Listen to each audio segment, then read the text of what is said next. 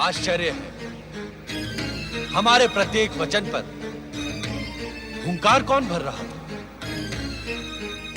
कौन है वो प्राणी जो हमारी आज्ञा के बिना इस दिव्य ब्रह्म ज्ञान के संदेश को सुनकर हुंकार भर रहा था? उपस्थित हो।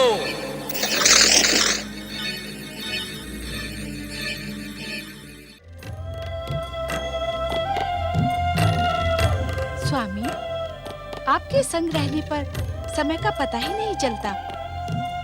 गगन विहार करते करते पूरी रात्रि बीत गई। देवी पार्वती, पूर्व दिशा से उगने वाला आज का सूर्य आपके लिए ब्रह्म ज्ञान का महान संदेश लेकर आया है। तो क्या ब्रह्म ज्ञान मुझे आज ही मिलेगा? हाँ देवी, हमने निश्चय किया है कि इन्हीं हिममणित पर्वत श्रेणियों के एक हिम पाषाण कंदरा में हम तुम्हें वो ब्रह्म ज्ञान प्रदान करेंगे जिसे पाने की आकांक्षा में विगत कई दिनों से तुम्हारे हृदय में द्वंद्व चल रहा है।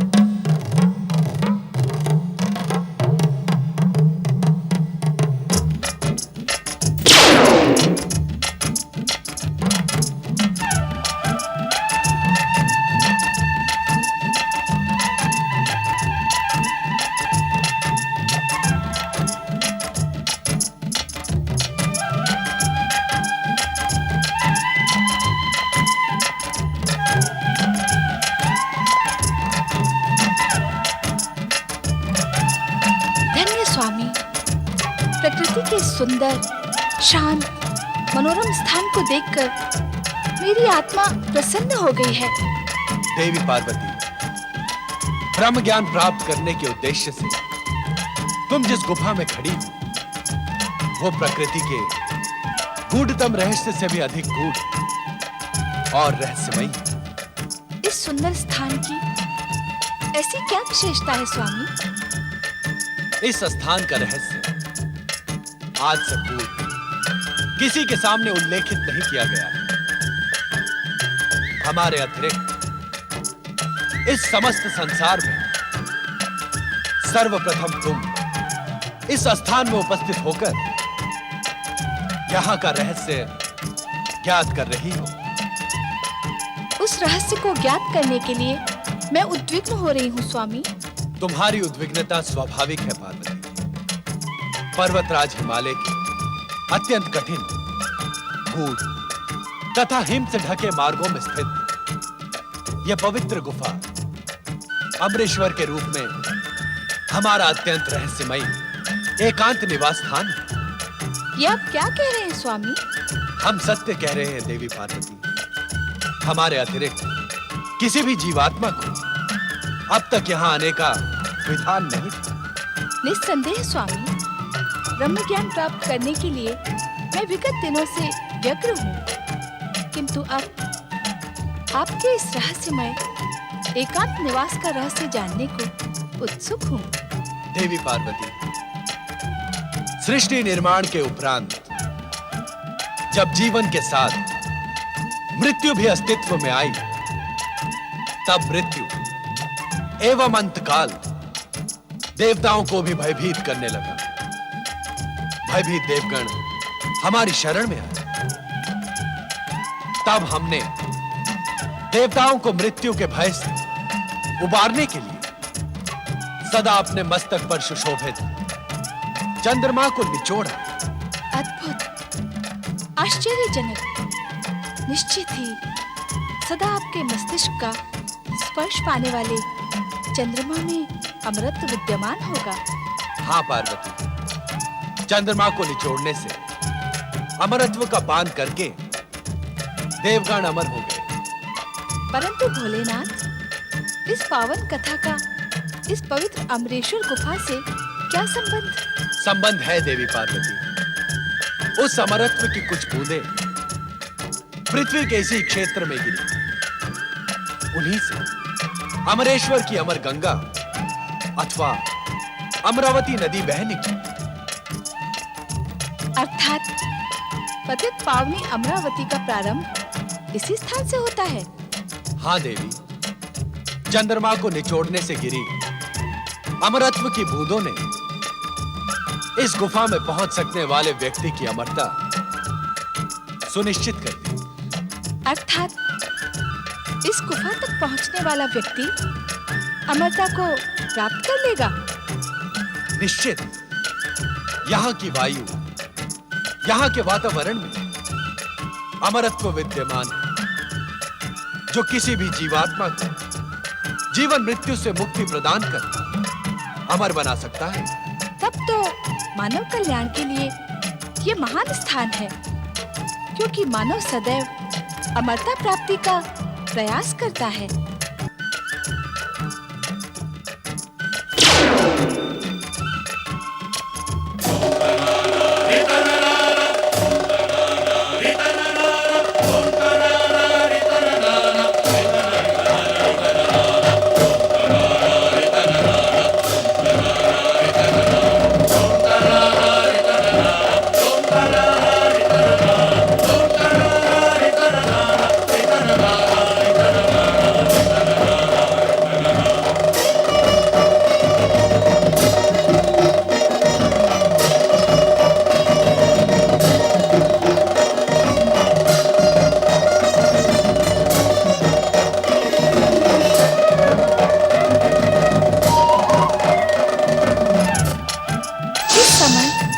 डमरूनाथ क्यों स्वामी?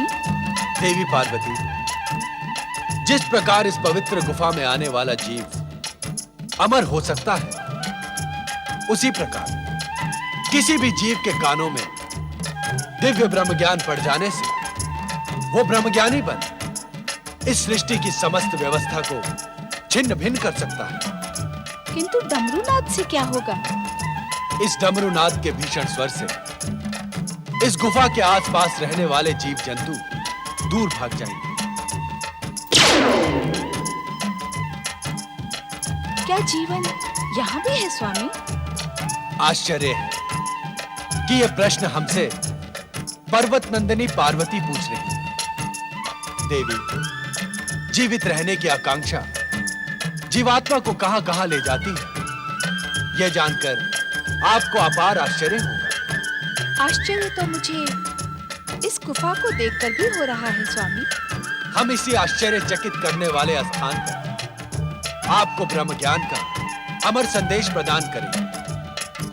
इसी कारण भविष्य में यह गुफा अमरनाथ धाम के रूप में प्रसिद्ध होगी। जय अमरनाथ धाम। आज हमारे प्रिय मास श्रावण की पूर्णिमा है। आज के दिन जो श्रद्धालु शिव भक्त हमारी प्रेरणा प्राप्त कर यहाँ हमारे प्रतीक शिवलिंग के दर्शन करेगा, उसे अमरता के साथ ही साथ वैसा ही दिव्य ज्ञान प्राप्त होगा जैसा अब हम तुम्हें प्रदान करेंगे। अर्थात क्या अब प्रत्येक वर्ष श्रावण पूर्णिमा पर यहाँ आपका प्रतीक पूर्ण हिम शिवलिंग अवतरित होगा? हाँ देवी, आज से प्रत्येक वर्ष श्रावण माह में चंद्रमा के बढ़ने के साथ ही साथ मेरा प्रतीक हिम शिवलिंग अवतरित होकर पूर्णिमा के दिन पूर्ण होगा तथा चंद्रमा के घटने के साथ ही अमावस्या तक मुझ में विलीन हो जाएगा।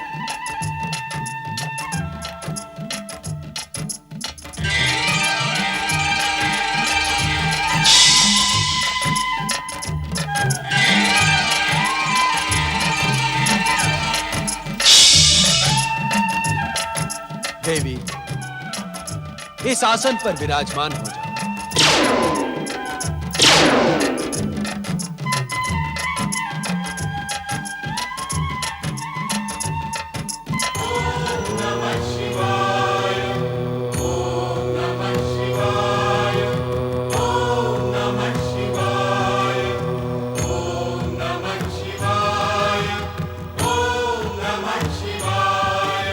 ब्रह्म ज्ञान की कथा अत्यंत रहस्यमय तथा कठिन है।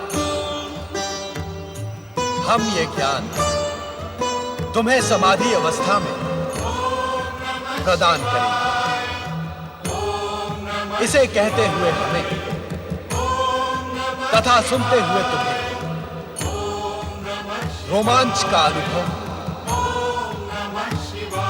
अतः सुनने की सहमति का हुंकार भरती है, जिससे हमें यह ज्ञात रहे कि तुम ध्यान से ब्रह्म कथा सुन रही हो। जो आज्ञा। शक्ति स्वरूपा पार्वती, तुम्हें यह ज्ञात हो कि पूर्व काल में हमने अपने निर्गुण दिव्य तेज से पंचक्रोशी नगरी का निर्माण किया। इसी पंचक्रोशी नगरी में श्री हरि विष्णु पुरुष के रूप में प्रकट होकर हमारे पंचाक्षरी मंत्र का प्रणव सहित ब्रह्म ज्ञान की साधना करते हुए जप करने लगे। ओम नमः शिवाय। हमारे इस पंचाक्षरी मंत्र के निरंतर जप से एक दिव्य ध्वनि का निर्माण हुआ। उस दिव्य ध्वनि से आनंद की लहरें उठने लगी। श्री हरि विष्णु का संपूर्ण शरीर इस आनंद लहरी का अनुभव करने लगा।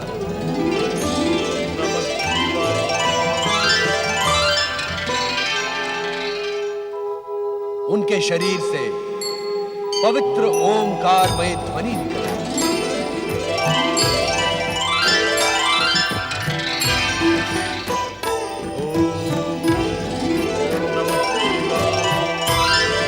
ये ओमकारमय ध्वनि इस बात का संकेत है कि परम पुरुष श्री हरि विष्णु को ब्रह्म ज्ञान का साक्षात्कार होने लगा था। ये ब्रह्म ज्ञान शिव का स्वरूप है। जो जीवात्मा मुझ परमात्मा स्वरूप के इस ब्रह्म ज्ञान को अपने हृदय में स्थित देख ले, वो साक्षात हमें अर्थात शिव तत्व को प्राप्त कर ले। देवी पार्वती लोक कल्याण तथा निरंतर शिव भक्ति में प्रयत्नशील शुद्ध आत्माओं, निर्मल मन और सात्विक बुद्धि वालों को शीघ्र ही शिव तत्व की प्राप्ति हो जाती है।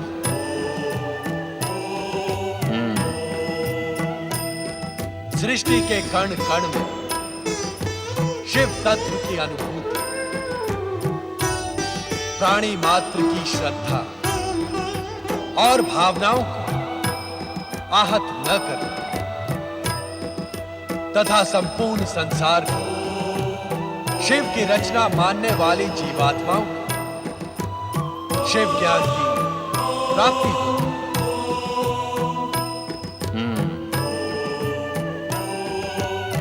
अपने को श्रेष्ठ और दूसरे को निकृष्ट न मानना, तप, जप और पवित्रता की ओर अग्रसर होने वालों के मार्ग में बाधक न बनने वाली अहंकार रहित जीवात्माओं को शिव भक्ति की प्राप्ति होती है। शिव तत्व, शिव ज्ञान और शिव भक्ति की प्राप्ति से मन, आत्मा और बुद्धि तेजस्वी तथा ओजस्वी बन जाती है। इतना प्राप्त कर लेने पर कुछ भी प्राप्त करना शेष नहीं बचता। शिव तत्व शिव ज्ञान और शिव भक्ति को प्राप्त करने का एकमात्र मार्ग है शिव चरणों में अपना जीवन समर्पित कर निरंतर हमारे पंचाक्षरी मंत्र ओम नमः शिवाय का जाप कर। हमारे इस पंचाक्षरी मंत्र ओम नमः शिवाय में संसार का सर्वश्रेष्ठ ज्ञान समाहित है।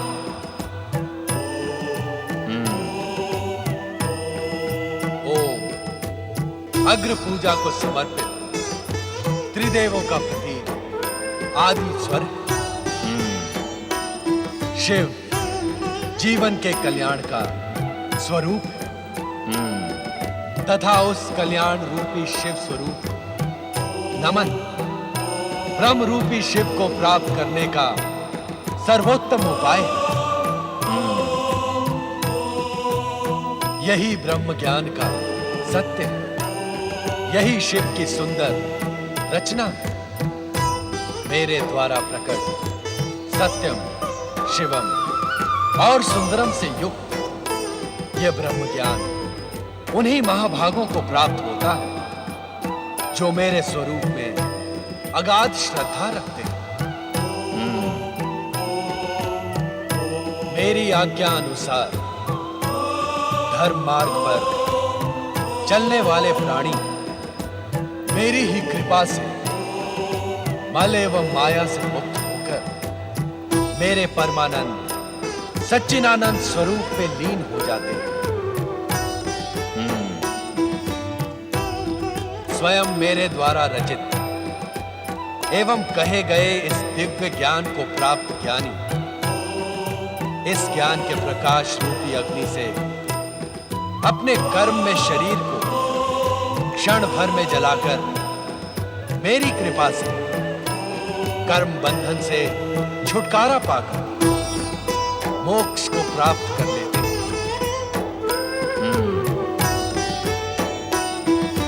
तब इस सृष्टि का गोपनीय से गोपनीय रहस्य भी उसके सम्मुख रहस्य नहीं रह जाता, कारण कि वो स्वयं शिव तत्व प्राप्ति का प्रतीक बन जाता है।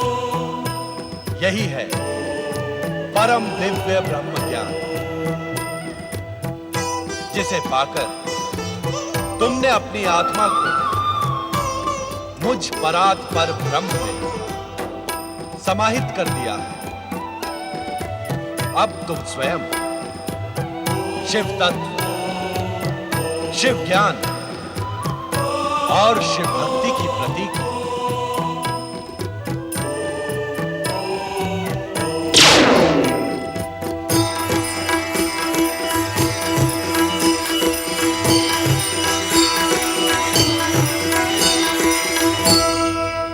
परंतु देवी पार्वती ब्रह्म ज्ञान प्राप्त कर सकें इससे पूर्व ही निद्रा मग्न हो जाती है और उनके स्थान पर श्रापित कबूतर रूपी धौम्य ब्रह्म ज्ञानी हो जाता है।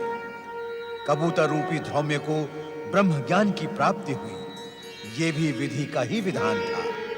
माता पार्वती को सुअवसर मिलने के पश्चात भी ब्रह्म ज्ञान का ज्ञान न होना भी संभवतः शिवलीला का ही अंग था। ये भी अटल सत्य ही है कि इस संसार में जो कुछ भी घटित होता है वो महेश्वर शिव की इच्छा से ही होता है। ब्रह्म ज्ञान का ज्ञान देने के पश्चात कल्याणकारी शिव जब हिम शिवलिंग से बाहर पधारे तो देवी पार्वती को निद्रामग्न देखकर चकित रह गए।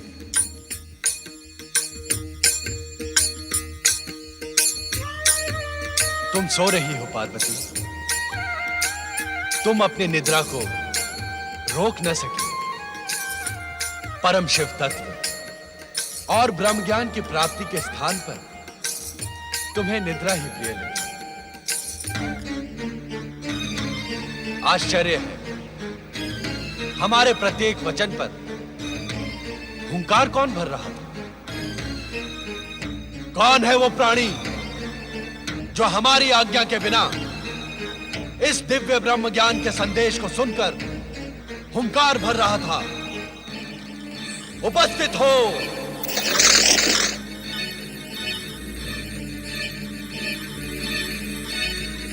महादेव जी, आपकी आज्ञा के बिना तीनों लोकों में एक कण भी इधर से उधर नहीं होता।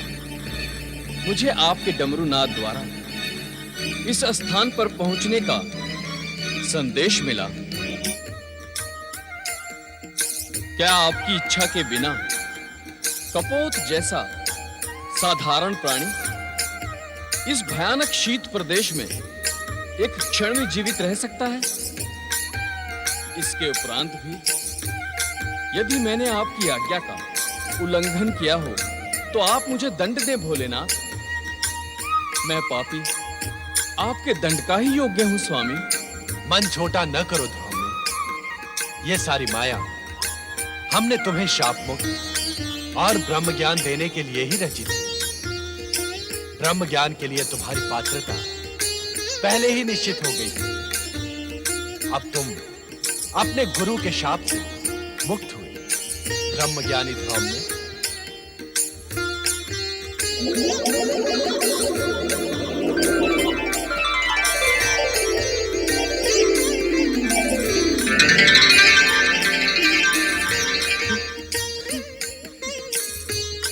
भोलेनाथ, भोलेनाथ, आप कृपा निधान है, दया के सागर हैं।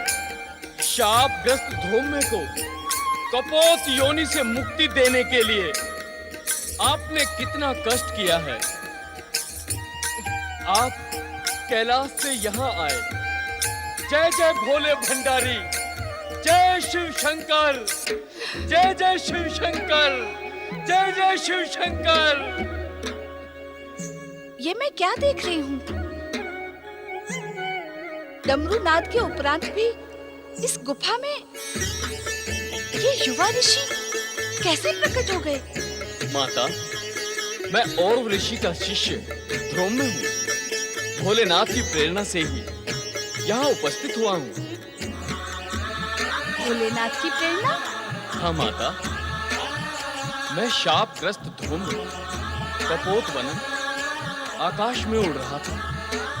तभी मुझे भोलेनाथ के डमरू नाद द्वारा इस स्थान पर पहुंचने का आदेश मिला। माता, आज भोलेनाथ की कृपा से मेरा पुनर्जन्म हुआ है। अन्यथा कपोत योनि से मुझे मुक्ति कौन प्रदान करता? मैं समझ गई स्वामी।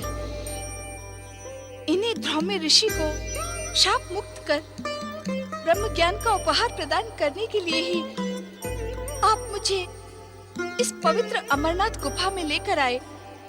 किंतु मेरा दुर्भाग्य देखिए स्वामी, पाकर भी मैं उस दिव्य ज्ञान से वंचित रह गई। मेरी अभागी निद्रा। पश्चाताप न करो पार्वती। तुम्हारा निद्रा मग्न होना भी हमारी ही लीला का अंग था। ध्रुव ने अब तुम अपने गुरु के पास जाकर उनकी उद्विग्नता का शमन करो। हमारी आराधना करते हुए भी वे दुखी हैं। उनका मन अस्थिर है। तुम उन्हें दिव्य ब्रह्म ज्ञान प्रदान करो जो तुम्हें हमसे प्राप्त हुआ है।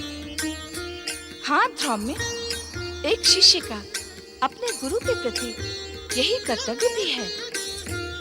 एवं संभवतः आने वाला भविष्य इस बात का साक्षी होगा कि तुमसे अधिक मूल्यवान गुरु दक्षिणा किसी भी शिष्य ने अपने गुरु को प्रदान नहीं की। जो आज्ञा माता। ध्रुव में हम तुम्हारे विनम्र स्वभाव और सदाचार से प्रसन्न होकर तुम्हें दिव्य शक्तियां भी प्रदान करेंगे।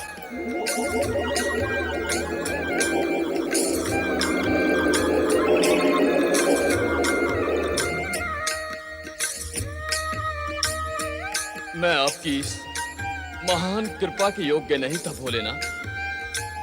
भगवान, अब मुझे आज्ञा दी जिससे शीघ्र अतिशीघ्र मैं अपने गुरु को विषाद मुक्त कर सकूं। ओम नमः शिवाय। स्वामी, क्या मैं अब भी ब्रह्म ज्ञान से वंचित रहूंगी? धैर्य रखो देवी, समय आने पर इस प्रश्न का उत्तर तुम्हें अवश्य मिल जाएगा। अपने मन की उद्विग्नता का शमन करो देवी। तुम्हारे मन में जो प्रश्न जन्म ले रहे हैं उनका निसंकोच उल्लेख करो। स्वामी, ये अमरनाथ गुफा आपके ब्रह्म ज्ञान प्रदान करने से ब्रह्म भूमि बन गई है। इसके शांत तथा आध्यात्मिक वातावरण ने मेरे मन को प्रफुल्लित कर दिया है। स्वामी, अब मेरा मन यहाँ से जाने को उत्सुक नहीं है। क्या हम इस स्थान पर अनिश्चित काल तक निवास नहीं कर सकते?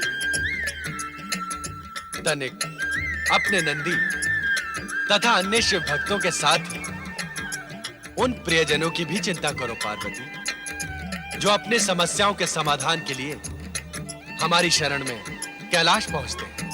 हमें कैलाश पर ना पाकर सभी भक्त एवं प्रियजन भी ब्रह्म ज्ञान के लिए प्रयत्नशील होंगे। इससे उन सबका कल्याण होगा।